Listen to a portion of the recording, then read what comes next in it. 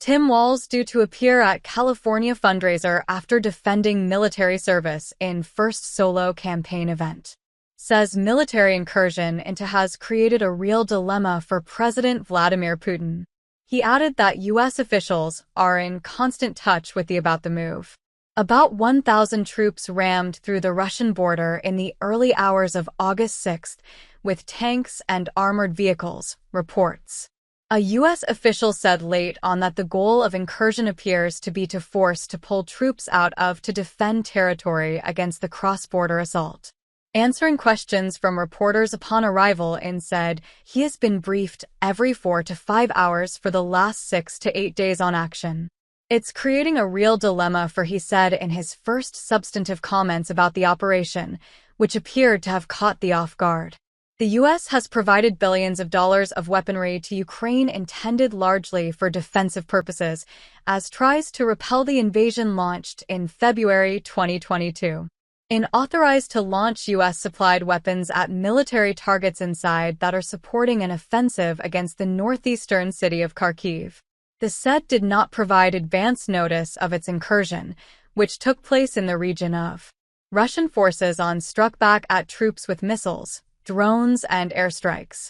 As we await a press pool report on appearance at a fundraiser in California, here is a look at his first solo appearance since being named the vice presidential nominee last week warned cheering union members that would wage war on working people while threatening as he kicked off a 5-state fundraising swing.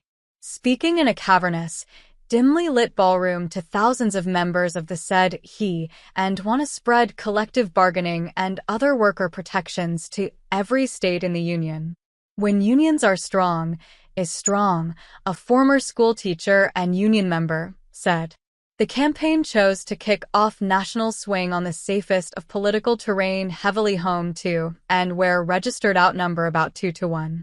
Tim Walz is scheduled to appear at a fundraiser in this afternoon. He will address fundraisers in and then wrap up his trip on.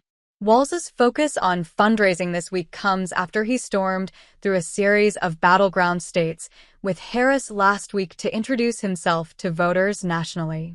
The two held rallies in. His speeches so far have been built around key themes for in 2024 support for abortion rights, lifting the middle class, and characterizing as weird an attack line has been credited with authoring. Democratic voter registration has surged following dropping out and stepping in, the reports. This follows an almost year-long trend of more people registering as than in the battleground states of including a spike after the assassination attempt.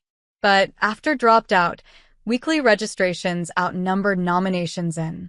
Pennsylvania saw the largest margin for new registrations since late last year.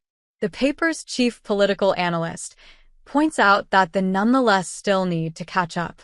Possessed to pick as her running mate, it probably wasn't a desire to inflame arguments about apostrophes. But it doesn't take much to get grammar nerds fired up. They're all over social media debating rules for possessive proper names ending in.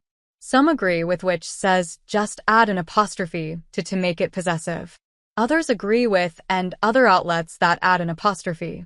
Timothy, a senior lecturer in linguistics says the guidance reflects how was spoken and written centuries ago, but a shift is underway. For now, he says both are acceptable. The lower the stakes, the bigger the fight, a creative director and digital marketer in told.